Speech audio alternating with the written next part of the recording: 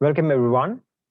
I've got Professor Brendan O'Connell here with us today, who's going to talk about how accounting and finance professionals can help in climate action. Now, a little bit about Professor Brendan O'Connell. Professor Brendan has been with the academic sector for quite some time, probably nearly 20 or 30 years, I guess. He's also the Honorary Professor of Accounting at RMIT University in Australia. Professor Brendan is also the president for ICMA Australia. He's had several senior appointments at universities in Australia and overseas across the globe as well. Brendan, so before I hand it over to you, just a little bit of housekeeping. As many of you have attended our webinar before, we have the chat function disabled. Any questions you want to ask regarding the presentations or otherwise, please type in the Q&A box. What we will do is the presentation will run for about 40 minutes and we will take all questions one by one after that. So please use the Q&A box functionality and we can then answer your questions at the very end. Professor Brendan, over to you. Okay, well, thank you there, Chintan, and welcome everyone. Now I'm just going to share my screen with you so you can see my presentation slides. So hopefully you can see those. Yes. Everyone can see that? Yes, we can. Great, okay.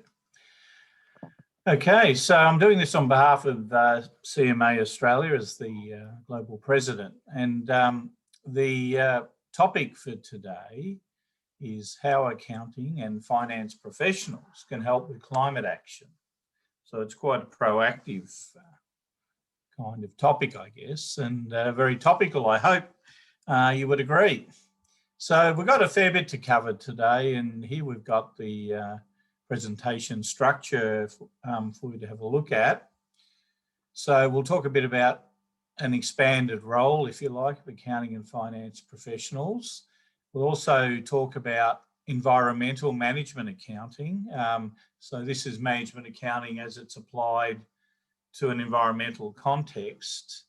We'll talk about some of the problems with conventional accounting when it comes to dealing with environmental issues. We'll then go on to talk about different ways to classify environmental costs and expenditures. We'll talk about the problem of waste because that is a big issue for a lot of companies. We'll then move on to more of an accounting perspective, which is the problem of overhead allocation. So how do we allocate appropriately overheads, particularly ones that have an environmental perspective to them. We'll then move on to some other problems we face from an accounting perspective in this area. We'll also have some practical solutions, hopefully, for dealing with some of these.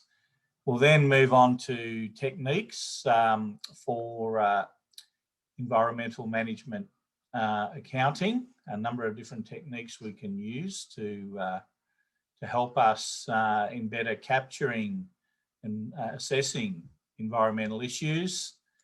And then we will also be talking about some tools for investment appraisal in this area and performance management. We'll finish with some of the benefits from taking an environmental perspective in management accounting and a case example to try and give something a bit of a real world context, if you like. So I've got a bit to cover. So let's start with the role of accounting and finance professionals expanded. We tend to think of accountants and finance professionals as only involved in the capture and use of financial data, and I emphasise the financial data. But of course, there's a lot of non-financial data that we need to capture and recognise and use in our decision making, and some of it will be in this area of environmental issues. So there's a need for us to capture these environmental costs and impacts. And then therefore, if we're able to capture them, then we have a chance of utilising them for our own decision making. So what do we really mean by environmental management accounting? Well, one definition that I've come across, there are a number out there, but one that I came across which I think captures it fairly well is what we've got here.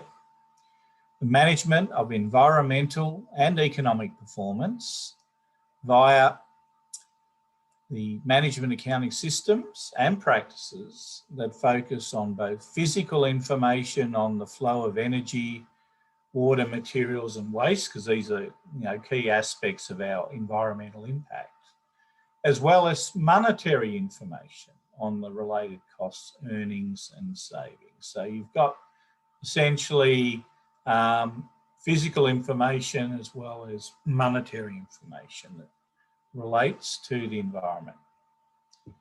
Now, environmental data can be used to increase the efficiency of the organisation, both from a financial and an environmental perspective, and that's important.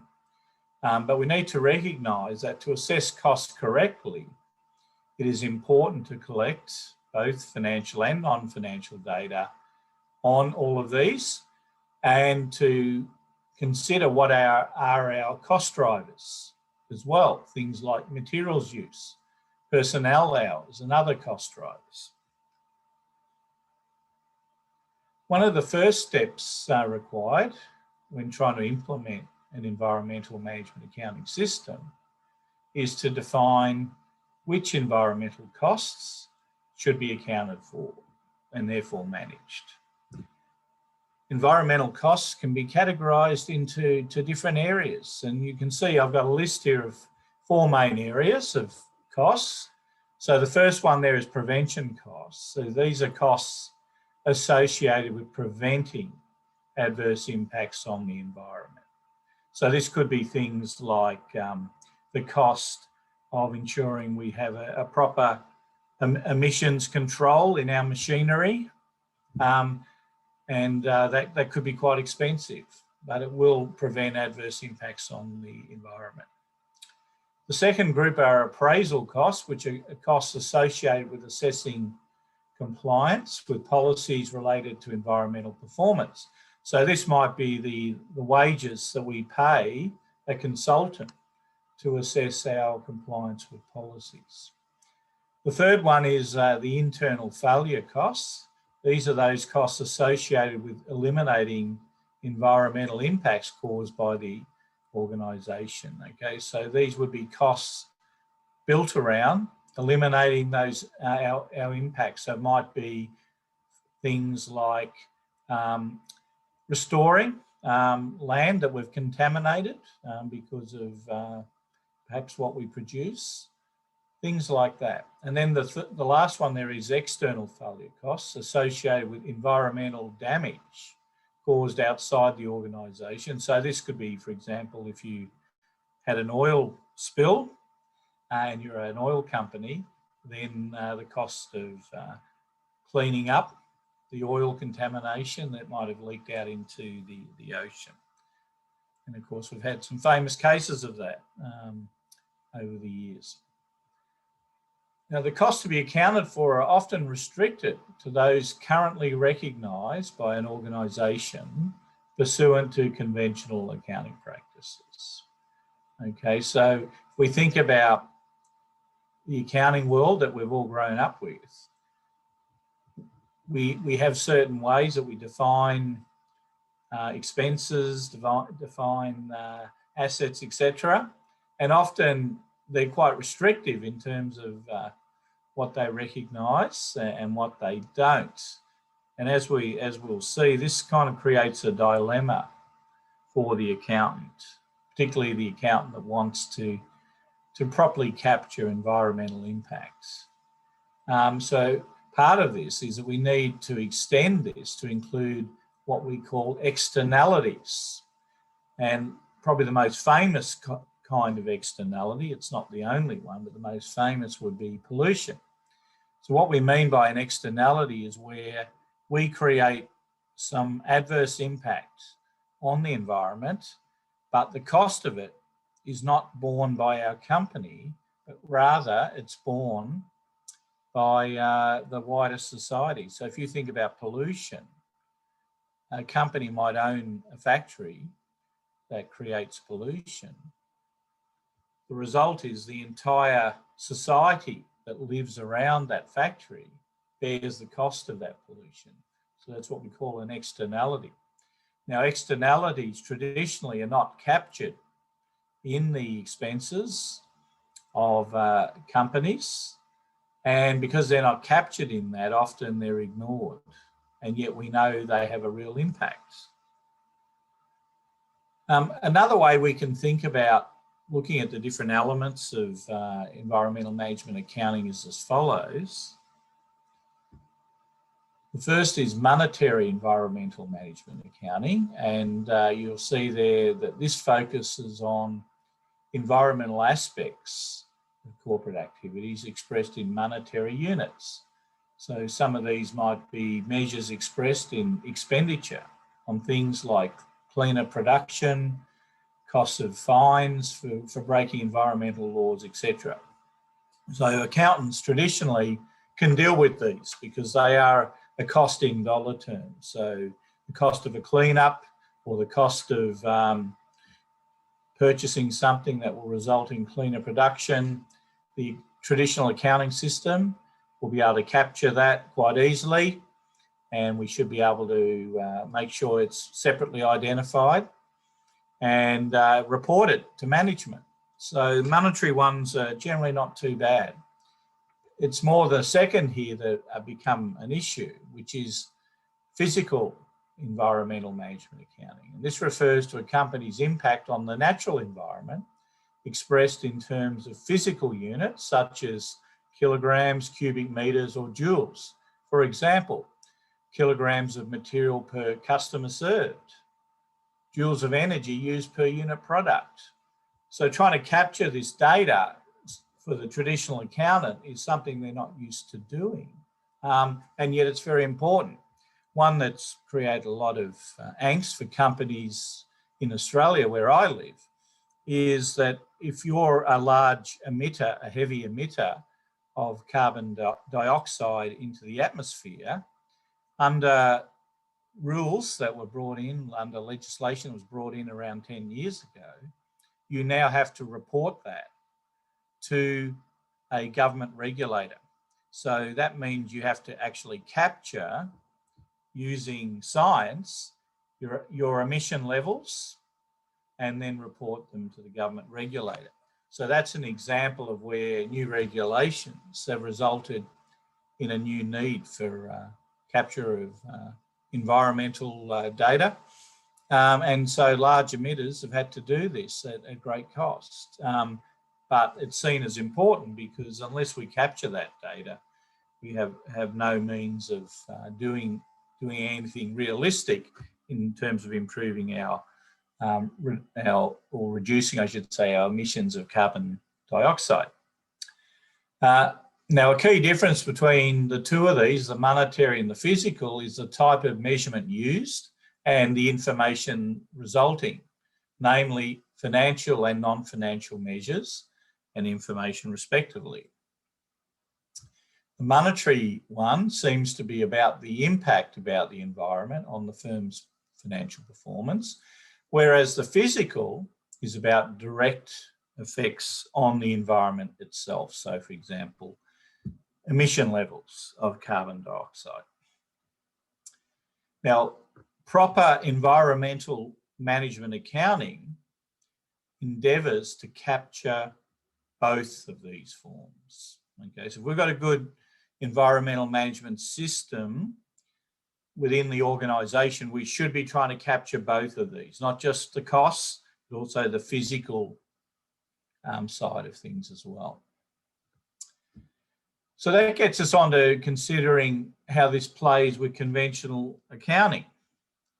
Now, conventional management accounting mostly neglects separate identification, classification, measurement, and reporting of environmental information, especially environmental costs. Now, there are some things that are captured, so it's not like the conventional accounting system does not capture any environmental costs at all, but it certainly neglects a lot of them. And where it does capture, it often gets lost. That data gets lost amongst much larger items. Therefore, most corporates do not incorporate their environmental costs into their business decision making. Now, environmental costs constitute all costs regarding the environmental damage and protection. Okay, so we need to think about what costs we really do cause on the environment around us, widely defined, and also in terms of protecting the environment around us. So it's not just the damage itself, but also the protection, the cost of protection to ensure that the damage doesn't occur, that we also need to capture the costs of. So we can do some classification, and environmental cost expenditures has been classified by the United Nations Divisions for Sustainable Development according to the following cost categories. First one there is waste disposal and emission treatment. So this is costs to conventionally treat, dispose and clean up our waste and our emissions. The second one is the prevention and the environmental management. So this is the annual costs incurred for preventing waste and emissions. And then the third one is environmental revenues. Environmental revenues draw from where we're able to, for example, sell our waste or grants of subsidies. So although we tend to always think about the environment in terms of costs, we can actually develop some revenue streams through better use of these things. So for example, being able to reuse wastewater, or getting a government grant for cleanup, or for other subsidies around environmental impacts. So it's not always just about costs. So a bit more about waste, and this is a key environmental cost for most organisations. The use of energy, water and materials, the generation of waste and emissions is directly related to many of the effects that organisations do have on our environment. Most manufacturing operations do produce waste either from their own operating inefficiencies or product quality issues. Even service organisations produce their own fair share of waste. So if you work in a service entity, don't think you have no waste, because you will have waste. It may not be as much as a factory, but there's nevertheless a waste issue that needs to be addressed. We'll now talk a little bit about the problem of allocation of overheads, because when we're looking at environmental costs in particular, they often get caught up in our overheads. Where a variety of costs are accumulated in overhead accounts, later allocation of these accumulated costs to particular products or other cost centres are made according to simple metrics such as sales volume, output, floor space. So if you think about when you've learned about management accounting in general and cost allocation, you'll recall that we come up with a particular way that we allocate the overheads, and it might be on the basis of something such as sales volume, it might be factory space, it might be output, it might be something else. So that's traditionally how we do it. This might be an inaccurate way, though, to allocate in some of our environmental costs. For example, hazardous waste disposal costs might be allocated evenly across different product lines, even though most of these costs may actually stem from one product in particular. So this is a problem, isn't it? You might have one product creating most of the hazardous waste, and yet those costs are being allocated across all the product lines. So you're going to have inaccurate product costing there. This would distort product pricing and profitability analysis. So we want to try and avoid that and be more accurate if possible. What are some of the other problems? Recognising and dealing with the externalities. Remember, I mentioned the externalities a little bit earlier. So pollution is an example of externalities, and you can see the diagram there, or the photo I should say, with the externalities of the pollution being pumped out from a factory. So we need to be able to recognise that, we need to measure it, and we need to deal with it. Now, recognising and dealing with that is a real problem, as is recognising and dealing with future environmental costs.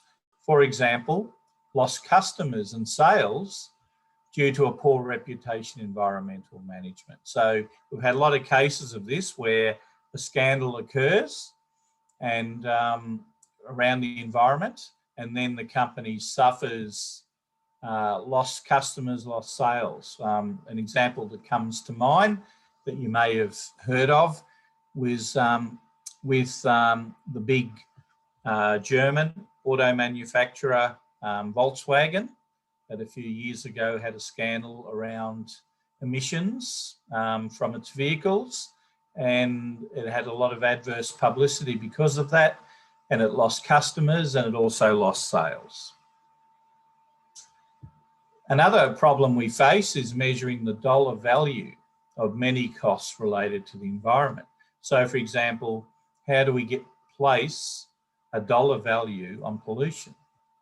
It is a really difficult issue for companies to deal with. So what are some practical solutions? Well, as environmental costs are often hidden in the accounting records where they cannot easily be found, for example, assigned to overheads or not recognised at all, we need to be innovative. Okay, so we need to be innovative when we've got these hidden costs. That's what we're trying to say here. So some solutions are to set up cost categories for the more obvious and discrete environmental management activities. Okay, so literally creating your chart of accounts, new cost categories around environmental issues. Okay, a lot of companies don't do this.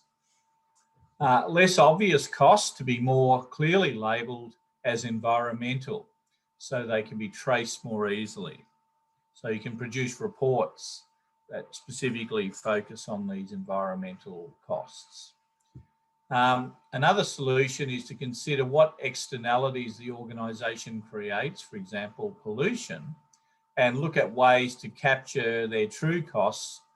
And an example I've got here is if I'm, say, a mining company, the cost of the cleanup of the land that I've spoilt by creating the mine and our use of that mine. So I should be able to try and estimate what the cleanup costs will be once the mine is no longer needed and the land needs to be restored to its original look.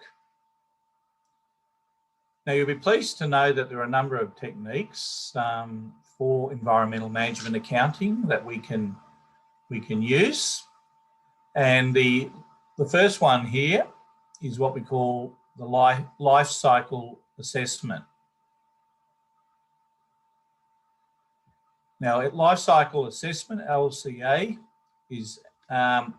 relates to the issue of adverse environmental impacts occurring across the different stages in the product life cycle. So what we're trying to capture here is the environmental impact across the life cycle of the product. So we need to examine our environmental impacts right from the early days, so raw materials, right through until disposal. So the full life cycle of the product. Now, this is a systematic process for evaluating the life cycle costs of a product or service by identifying environmental consequences and assigning measures of monetary value to those consequences right through the life cycle.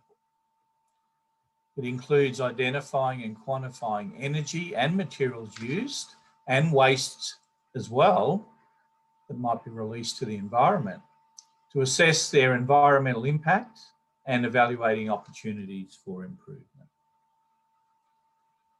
The life cycle assessment will generate data on environmental releases and their effects, which in turn enables us to identify pollution prevention opportunities and other environmental impact prevention opportunities. Okay, the second one is activity-based costing. Now, we're all here familiar with activity-based costing. The beauty of activity-based costing is it can also be useful when it comes to this area. So ABC will enable us to allocate all costs, including environmental costs, to various cost centres and also to obtain appropriate cost drivers based on the activities.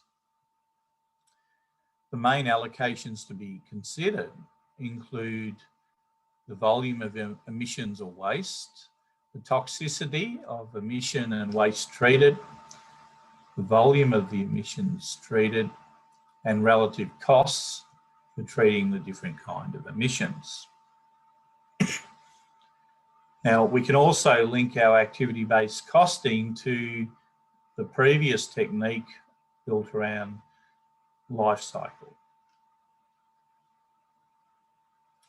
Now, activity-based costing will improve internal cost calculation, I should say, by allocating costs typically found in overhead accounts to polluting activities and to products that it's determined by quantitative life cycle assessment procedures.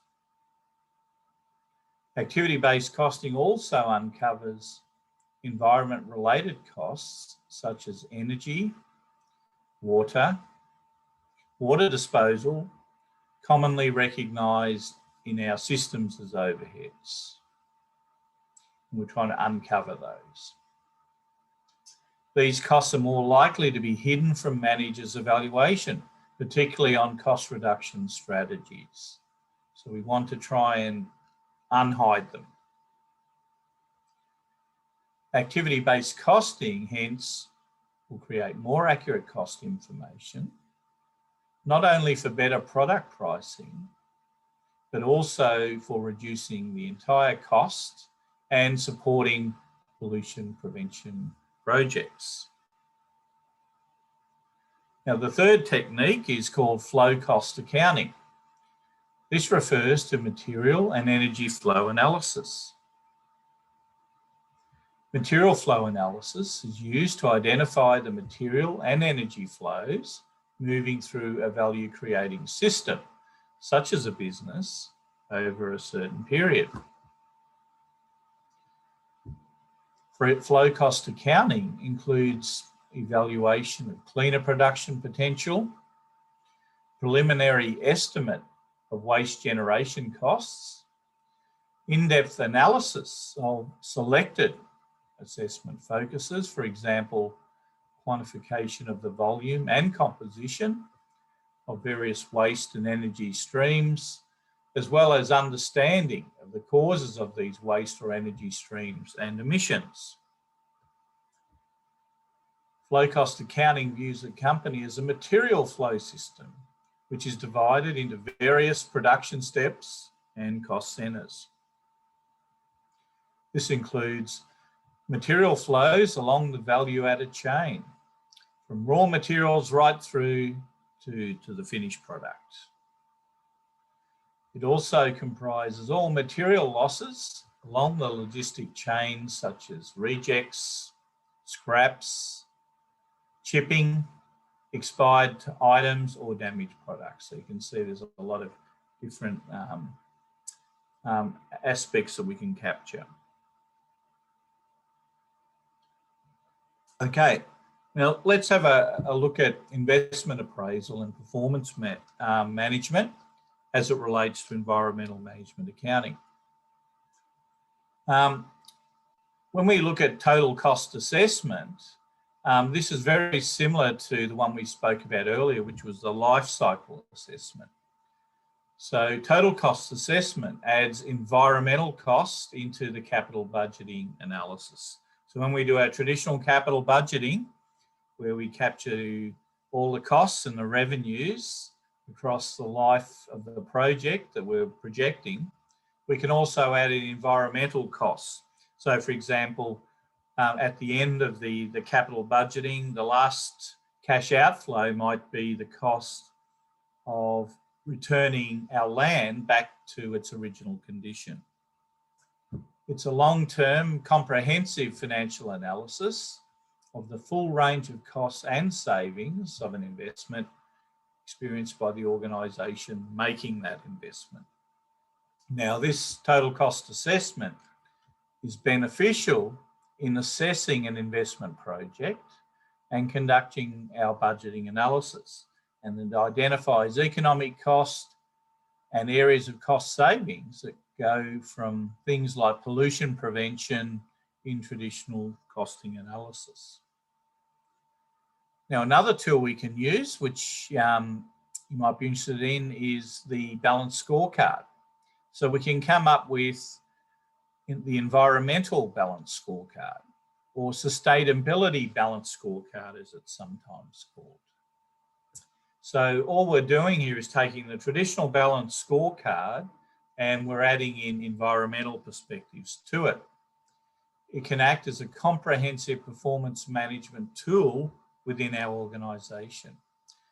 So an environmental balanced scorecard is a set of measurements that give top managers a comprehensive view of the business, including the effects of operational and environmental measures on different company perspectives, such as customer satisfaction, internal improvement, research and training, and financial and other perspectives related to business strategy. So if you think back to when you learnt about the traditional balanced scorecard, we had all of those items in there, didn't we? You know, we had customer satisfaction in there as an important predictor of future performance.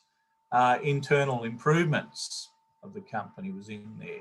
Research and training was in there, and financial and other perspectives. So all we're doing is we're taking those, but we're adding in environmental perspectives to it. So we need to integrate these environmental indicators into each of the four aspects. If we do this, it will guarantee that the financial performance measures reflect environmental considerations by, for example, ensuring that environmental costs are identified and allocated to budgets.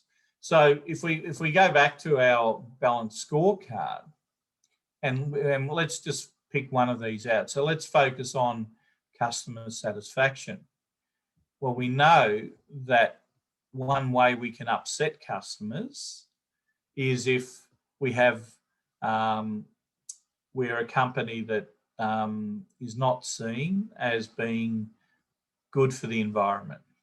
So what we can do under customer satisfaction is include some measures that relate to our impact on the environment. So it might be greenhouse gas emissions, pollution.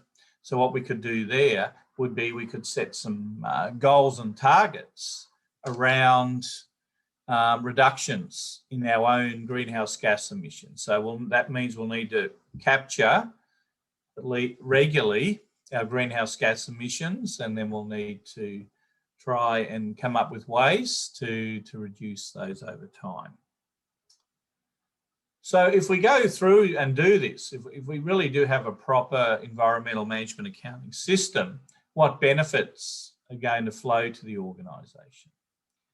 Well, the first benefit is going to be more informed decision making. Why? Because we're going to be giving explicit consideration of particular costs that are obscured at the moment by traditional accounting approaches. So clearly, we want to be fully informed in our decision making, and this will help us do that. The second one is uncovering opportunities. An analysis of environmental costs might reveal opportunities such as recycling or use of waste in other activities. The third one is improved pricing of products.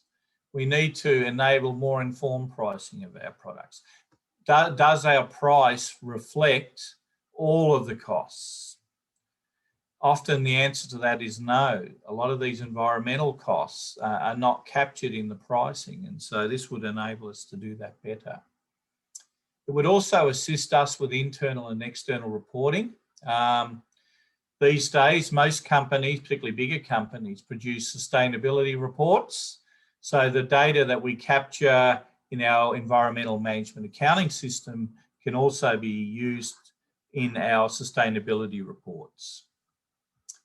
It will also potentially give us an increased competitive advantage because the associated publicity might provide us with a competitive advantage. If we are seen to be a good corporate citizen by being good for the environment, then that is good for business and it gives us a competitive advantage.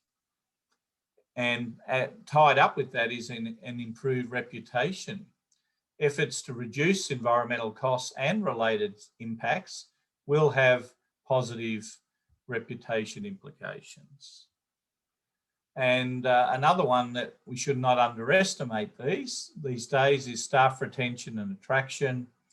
Managing for the environment may enable it to retain and attract better staff as well as improve staff morale. If you think about the younger generation coming through, often they're very environmentally aware and they want to work for companies that have a good reputation in this area.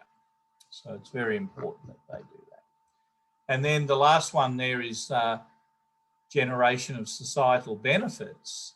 Efforts to reduce environmental costs and impacts will assist in creating a cleaner environment.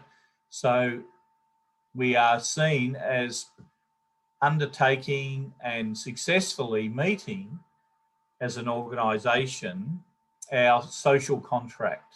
And what do I mean by our social contract? I mean our contract with society as a whole to contribute in a positive way to society, not just to make money, but also be a positive contributor to society. And that's what we call the social contract. And so by reporting on these things, both internally and externally, we can demonstrate our societal benefits. To finish off, I've got a case example of environmental management accounting that I just share with you. This is based on a real world situation. It involves a soft drink producer in a developing country in Southeast Asia. This particular company produces many famous brands of soft drink under license for the local markets in which it operates. Now, management is concerned about the high electricity costs that the company is paying for the production of the soft drinks. Investigations reveal that much of the energy consumption that causes the high electricity costs flows from refrigeration of large containers of the soft drink that sit outside of the factory in large containers in the tropical sun. And as you can imagine, large containers sitting in the tropical sun would use up a lot of electricity to refrigerate them. So what were some solutions that helped here? Well, the first thing that was done was to identify the current electricity cost of refrigerating these containers. So you can see here the environmental costs coming into it. Okay, so what is the cost of refrigerating these containers? So that needs to be identified.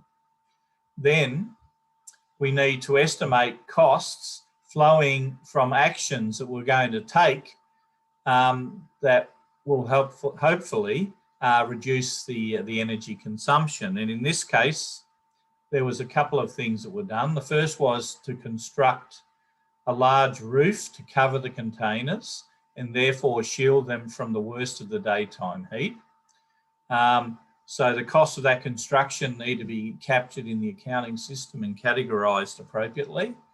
And the second solution was the cost of covering over the containers with an insulation material designed to maintain temperature within, so that the refrigeration requirements were less because of the insulation.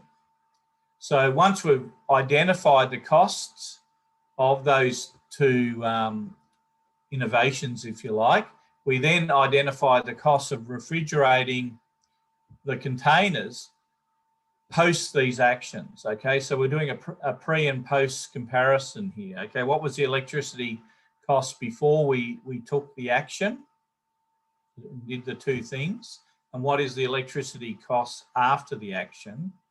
Hopefully it's come down a lot. And then that difference, we compare that to the costs of the construction of the roof and the cost of covering the containers with the insulation. And the result was that the cost of the two actions were well below the cost savings flowing from the reduced electricity cost. So the result was very positive here, that the payback on the expenditure was actually within 2 years. So the cost of the putting on the roof, the cost of the insulation, adding those together, they recovered that cost within 2 years. And after that, they're ahead. So the result was a win for the profitability of the organisation, as well as a win for the environment. Okay, so some concluding remarks on this. A crisis of the current breadth and scale of climate change requires wider considerations than simply traditional capture and reporting of accounting numbers. Challenges for business now and going forward are immense. Well-managed, sustainable businesses will not only survive, but will prosper going forward. Skilled accounting and finance personnel like ourselves, who are able to contribute high-level strategic financial advice in this area, will be more important than ever to our businesses. And environmental management accounting provides a useful mechanism for recognising the environmental costs and embedding their impact into our organisational decision making. Accountants can make modifications to existing systems to assist organisations to act in a more environmentally responsible manner. And on that note, I will finish there, and I think it's time for us to have questions there. Is that right, Chintan? That is correct, Brendan. Thank you very much for the presentation. I've certainly learned a fair bit about how management accounting and senior finance professionals can help out making sure that the environmental accounting side of things are covered as well. Now, in terms of questions, we've got about 7-8 questions here, Brendan. If you click on the Q&A button there, you will probably see all the questions. Yeah, okay, right, yeah. Okay, yes, so I can see them there. If you can read the questions and answer, because the participants can't see other people's questions. Okay, sure, okay. So, looking at the questions there, the first one, I'm just going to go in the order that I see them. So the first question from Deepti is, when comparing FCA and ABC, which one of these, in your opinion, is useful in capturing and internalising the environmental costs? Well, you know, I think my answer to that would be that they're both useful. Okay, I don't think that there is one there that is more useful than the other. I think they are both very useful mechanisms for capturing environmental costs and allocating them appropriately to different products or whatever. Okay. Now the next one from an anonymous attendee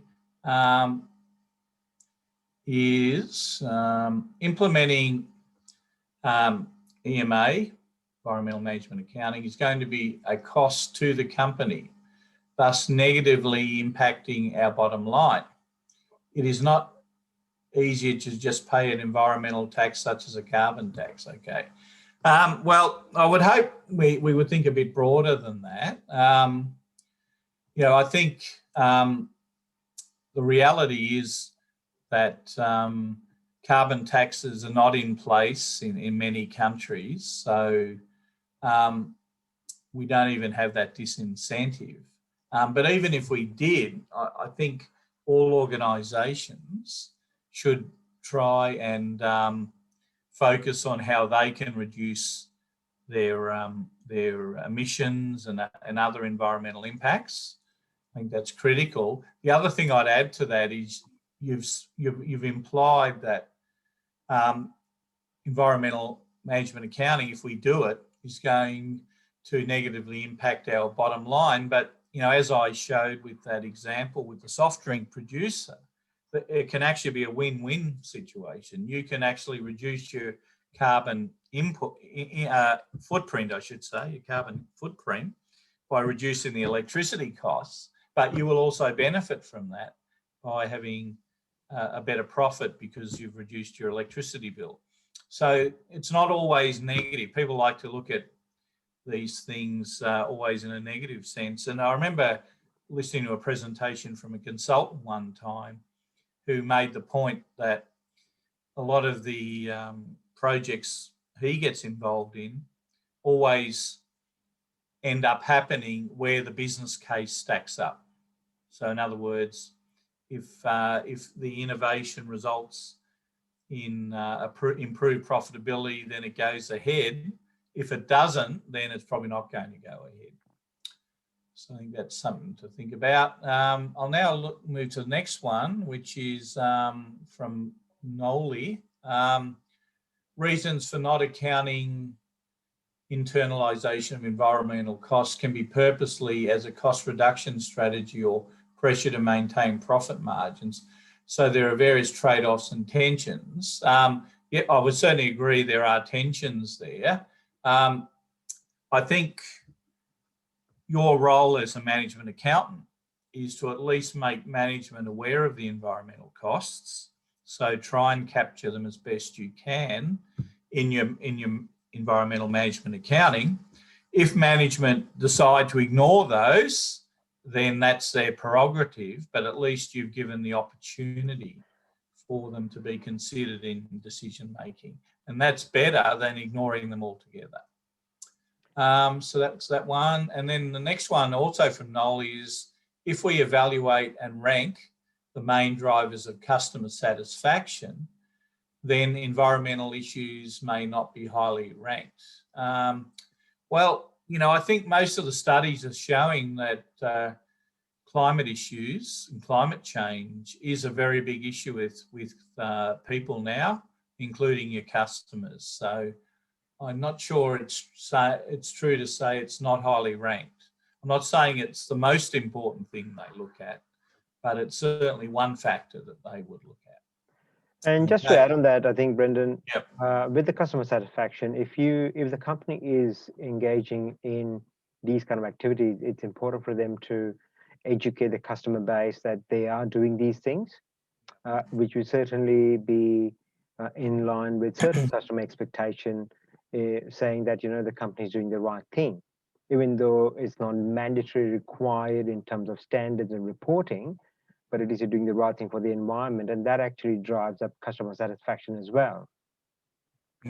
Good point there, Chintan. And, you know, I think the other thing to recognise here is most companies now do produce a sustainability report, and in there they will talk about their achievements.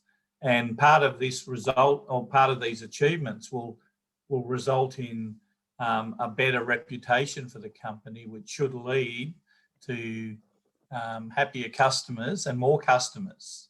So there can be a financial benefit from actually being seen to be a good corporate citizen. Absolutely. There's one from Jason, which you missed, Brendan. Okay, yeah. Jason has asked, industrially speaking, when we say waste, can we apply as well the 6 Lean Sigma concepts for continuous improvement? Well, certainly that's true. I think if we are very efficient at our production, then we will have less waste.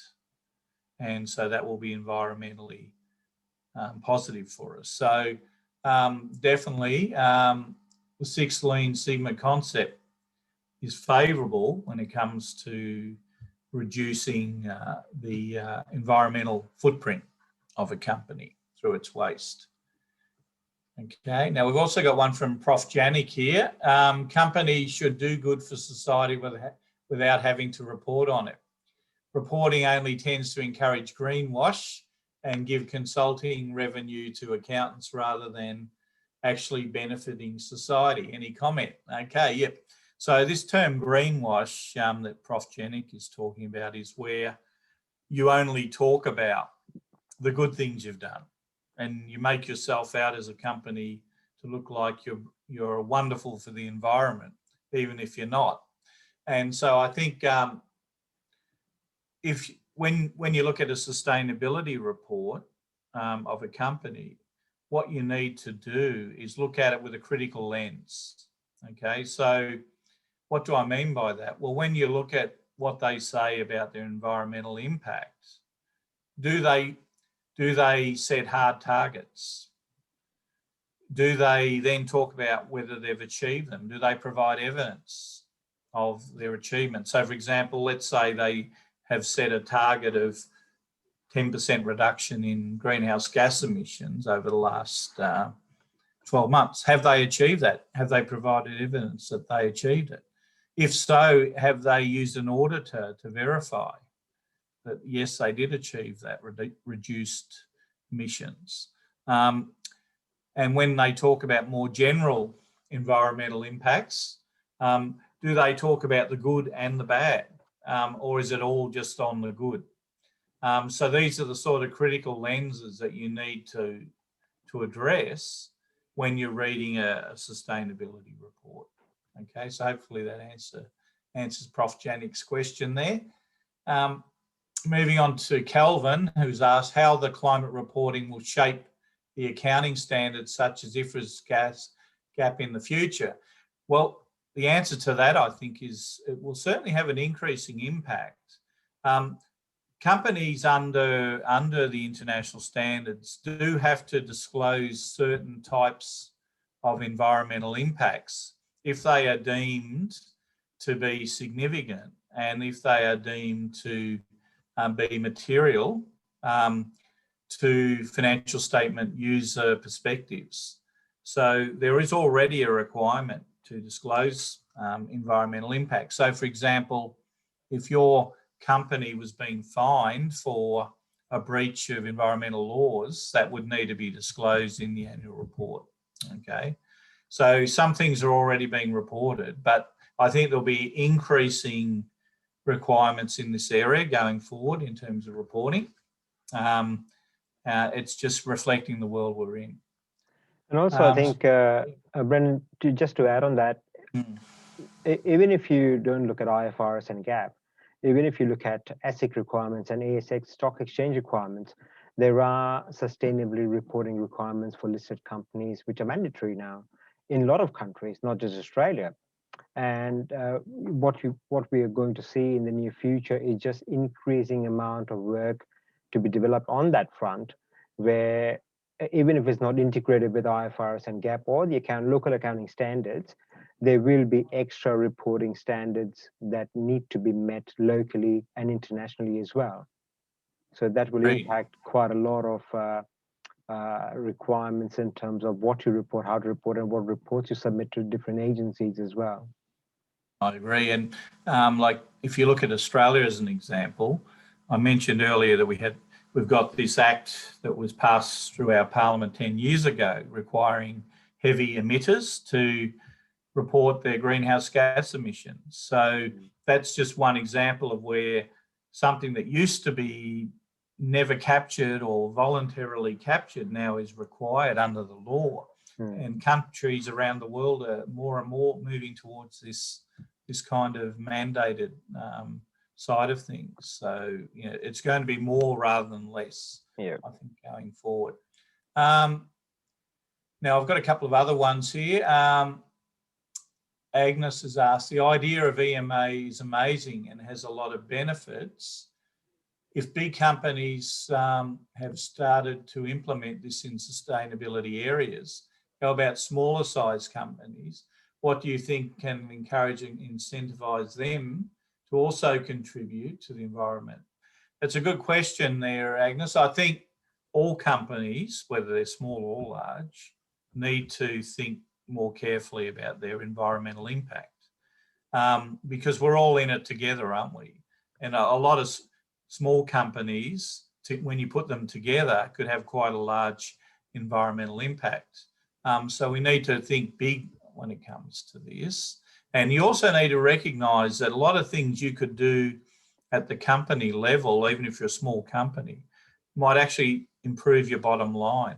So, for example, reducing your waste, or using better insulation in your offices might mean that you reduce your electricity bill, your cleaning bill, this sort of things. And so you'll actually get a financial benefit from being more environmentally aware. And then the second one from Agnes, do you think it's relevant for the government to make sustainability reporting as a mandatory thing, at least for public companies? Yeah, that's a good question. One of the things I find interesting is that if you go back, say, 20 years ago, only a very small number of companies produce sustainability reports, whereas these days, the majority of large listed companies do produce sustainability reports, even if it's not mandatory. So maybe this is an example of where we don't have to mandate it, and most are doing it anyway. But it is an interesting thing to consider, and maybe in some of the developing countries where sustainability reporting is less prevalent, we need to make it more mandatory there. Then moving on to Sheila, what are some of the environmental initiatives that will not have a big impact on the bottom line, that will not have an impact? Yeah, I'm not sure I can really answer that one, to be honest. I don't know. Shintan, have you got any thoughts on that? What are some of the environmental initiatives that will not have a big impact on the bottom line? I think most of the initiatives, if they're brand new initiative, would have an impact on the bottom line, but you can actually spin it across in terms of customer sentiment, or even if you charging a little bit extra for being environmentally kind of aware, you can probably charge a higher premium for product and services. So some of the cost that might actually you might incur as a company, you might be able to recoup that in terms of charging a little bit higher prices.